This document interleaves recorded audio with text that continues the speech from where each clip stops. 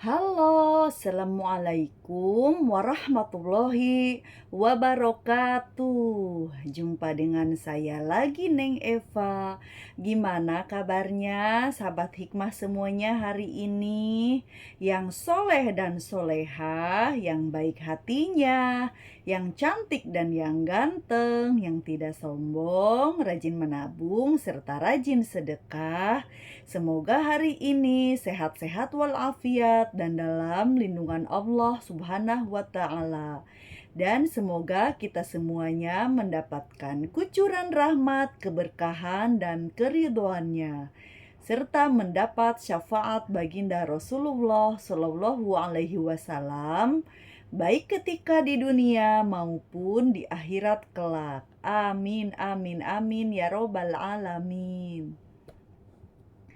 Baik sahabat hikmah semuanya, sebelumnya saya akan mengingatkan bahwa video konten YouTube ini dibuat untuk umum dan bagi siapa saja yang mau mengambil pelajaran, manfaat, serta hikmah di dalamnya, serta untuk pertumbuhan dan perkembangan jiwa kita setiap harinya. Jadi semangat terus dan terus semangat. Dan tak lupa pula video konten YouTube ini dibuat tidak untuk menyinggung siapapun dan tidak untuk merendahkan siapapun. Justru sebaliknya di sini kita belajar berbenah, belajar menata hati, membeningkan hati, belajar untuk pembenahan untuk pertumbuhan dan perkembangan jiwa kita. Jadi karena sampai kapanpun kita adalah pelajar di muka bumi ini. Jadi semangat terus ya. Nah, kali ini akan melanjutkan pembahasan yang kemarin tentang zikir lisan, zikir kolbi, dan zikir nafas ya. Bahwa ketiga zikir ini sangat-sangat penting untuk kita praktekkan dalam kehidupan sehari-hari. Seperti zikir lisan, selain untuk ketenangan batin, juga untuk agar kita itu terhindar dari perkataan-perkataan yang kurang baik. Jadi daripada kita berkata yang tidak baik, lebih baik kita memperbanyak zikir lisan. Agar juga zikir lisan itu masuk ke dalam kolbu kita secara energi gitu, sehingga hati kita itu akan lebih mudah mengingat Allah, sehingga zikir lisan yang tadinya zikir lisan gofilun menjadi zikir lisan yang disertai dengan hadirnya hati. Jadi zikir tapi ya beneran zikir, zikirnya ingat kepada Allah Subhanahu wa Ta'ala gitu. Dan juga zikir kolbi ya. Zikir kolbi sudah pasti untuk ketenangan batin, karena kolbi itu kan hati, berarti sambungannya itu kepada ketauhidan gitu. Jadi lisan nyambungnya ke hati, tapi kalau hati menyambungnya itu kepada ketauhidan kepada Allah Subhanahu wa Ta'ala. Dan juga zikir napas. Kalau kita berzikir, zikir lisan, zikir kolbi disertai dengan zikir napas, selain untuk ketenangan batin juga untuk penyembuhan atau untuk soul healing, atau disebut juga dengan penyembuhan jiwa, yang mana penyembuhan jiwa ini sangat erat kaitannya dengan penyembuhan energi-energi toksik di dalam jiwa kita gitu. Jadi penyakit batin yang bandel itu juga kan merupakan toksisitas gitu kan. Jadi apapun toksisitas seperti luka batin, trauma masa lalu gitu kan, luka batin karena tersinggung oleh omongan orang lain, karena disakiti oleh orang lain sehingga hati kita menjadi sakit gitu kan, mudah membenci orang, mudah trauma, menimbulkan ketakutan, menimbulkan rasa tidak aman, menimbulkan segala macam sampah-sampah atau serakan-serakan sampah di dalam batin kita. Nah, itu kalau memang membandel tidak disembuh oleh zikir kolbi, karena memang zikir kolbi itu kan nyambungnya ke tauhid gitu kan. Tapi kalau zikir napas ibaratnya jiwanya, jadi jiwanya itu tidak terbersihkan gitu. Nah, itu untuk membersihkannya itu dengan zikir nafas gitu. Jadi jiwa itu menjadi lapang, menjadi luas, sehingga energi-energi toksik yang sulit disembuhkan bisa disembuhkan dengan zikir nafas. Tapi tentunya tujuan kita yang utama adalah Allah Subhanahu wa Ta'ala. Nah, bagaimana caranya untuk mensinkronisasi antara zikir lisan, zikir kolbi, dan juga zikir nafas, kita lakukan dengan secara berbarengan. Nah, ini perlu bimbingan seorang guru yang mursyid ya, tapi di sini untuk wawasan saja gitu. Jadi untuk, ilmu tambahan atau untuk pelajaran tambahan, yang mana kadang-kadang memang seorang salikin itu suka malu bertanya kepada seorang mursyid. Kadang-kadang jangankan bertanya, untuk melihat wajahnya pun kadang-kadang nggak berani nunduk, tapi nunduknya itu nunduk penuh 1000 pertanyaan gitu kan, ini harusnya gimana gitu, kok saya ngebahasnya kurang mengerti gitu kan, kadang-kadang karena malu gitu, makanya di dalam dunia tasawuf ya, misalkan kita, mempelajari ilmu tasawuf atau ilmu di majelis thoriqoh gitu kan, ilmu thoriqoh. Itu kan kita diajarin tentang dzikir atau tentang ilmu apapun, yang menyangkut dengan, ilmu tasawuf.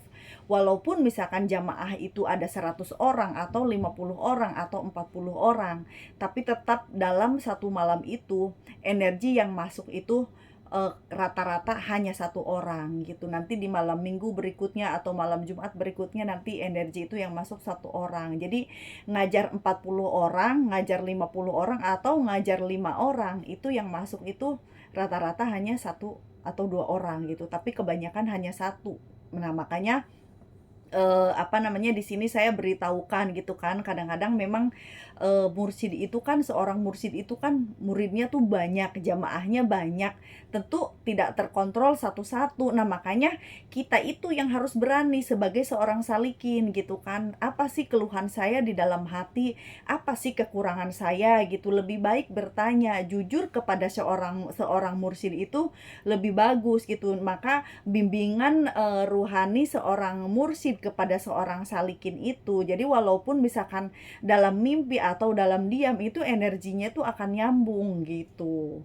Kadang, oh ini nih ada yang salah dalam dalam jiwa saya atau dalam hati saya gitu, itu biasanya, bisa datanglah lewat mimpi atau lewat apa, tapi tentu hal itu tuh kita perlu pendekatan dulu kan, perlu pendekatan dulu kepada seorang guru yang mursyid. Makanya seorang mursyid itu jangan dijauhi, itu rezeki kita yang paling agung gitu loh dalam dunia tasawuf gitu kan, karena tanpa bimbingan beliau kita nggak bisa apa-apa gitu. Walaupun hakikatnya kita sampai kepada Allah, ya Allah lah yang membuat kita sampai mencapai maqam musyahadah, ya Allah, tapi kan syariatnya ya guru yang mursyid itulah yang membimbing kita gitu. Makanya untuk, sinkronitas, zikir lisan, zikir kolbu, dan zikir nafas ini perlu bimbingan seorang guru yang mursyid.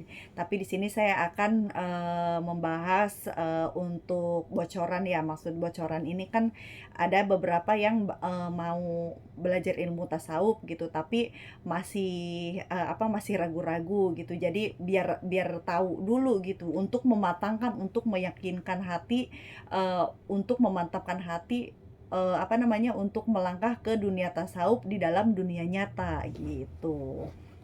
Ya, jadi pertama, ambil langkah yang termudah dulu. Yang mudahnya apa dulu? Mudahnya zikir kolbi dulu atau zikir lisan dulu? Nah, itu kan yang pertama. Oh, bagi si A, saya, lebih suka zikir lisan dulu, karena kalau dari lisan, lama-lama biasa terucap, nanti masuk ke hati.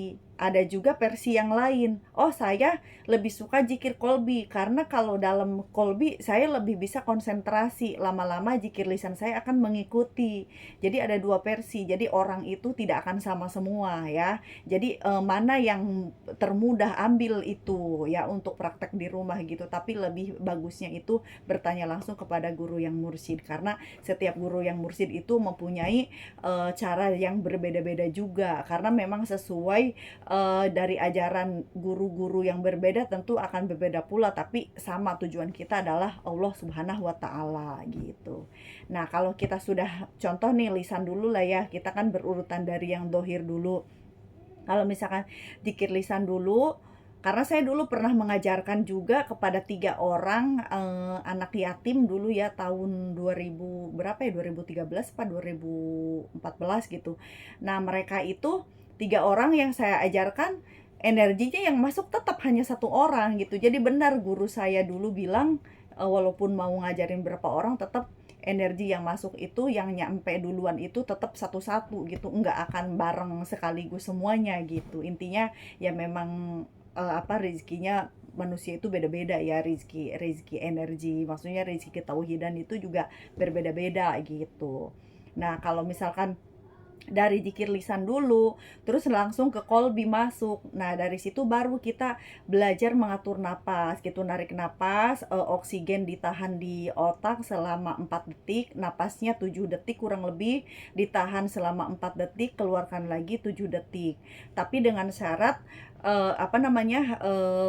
kolbi dulu yang diutamakan, karena emang ini hubungannya dengan ketauhidan, walaupun zikir napas itu adalah zikir urutan nomor 2 sebenarnya ya, karena kan masih di jiwa gitu, tapi kolbi lebih utama kalau menurut saya gitu. Nah, dari situ nanti, loh kok susah? Kan nggak bisa, gimana sih ngatur napas tapi sambil ngomong, tapi hati juga ngomong gitu, maksudnya ngomong zikir gitu kan, nyebut Allah gitu. Nah itu, jadi kalau pada saat kita zikir lisan, terus narik napas, ngatur napas, narik napas, buang napas, itu mulut tuh jangan ikut ngunyem, tapi cukup lidah di dalam. Walaupun lidah, mulut tidak ikutan, karena memang gimana coba, la ilaha illallah sambil narik napas, sambil zikir kolbi, pasti kita gini, pasti begitu kan. Nah, makanya ketika narik napas, cukup lidah di dalam saja yang mengucapkan la ilaha illallah, tanpa harus mulut ikut ngunyem gitu, ikut bicara, ikut zikir, nggak perlu. Karena itu akan menghambat nafas juga, justru zikir lisannya juga akan terhambat. Nah, makanya tipsnya itu lidahnya saja, cukup lidahnya yang nyebut gitu sambil narik napas gitu. Nah, gitu, jadi lidah yang menyebutkan la ilaha illallah. Kalau mulut sambil narik napas ya nanti jadi aneh gitu kan. Jadi silahkan dipraktekkan, tapi itu untuk latihan saja, tapi tetap agar lebih afdal, mendingan dibimbing oleh guru yang mursyid secara langsung gitu. Karena kan kalau di online gimana? Saya di sini, itu di sana, mursyidnya di mana gitu kan. Nah, makanya kalau mau belajar ilmu tasawuf, jangan tanggung-tanggung gitu. Jadi kalau mau nyebur, nyebur sekalian gitu kan. Artinya menyebur itu berarti kita siap dengan segenap jiwa dan raga, memang harus menjalani semua aturannya gitu kan. Karena memang ilmu tauhid itu bener-bener ibaratnya tuh ya pokoknya intinya bener-bener harus kita jalani, harus istiqomah gitu. Nah, intinya harus istiqomah gitu ya. Oke, saya mohon maaf kalau ada kekurangan dan kesalahan dalam menyampaikannya, karena saya hanya manusia biasa yang belajar dan terus belajar. Ambil baiknya dan buang buruknya, dan juga semoga bermanfaat. Minal aidin wal faidin, mohon maaf lahir dan batin. Wallahu alam bisawab. Wassalamualaikum warahmatullahi wabarakatuh. Orang baik pandai mengambil hikmah, sehat lahir dan batin is the best selalu.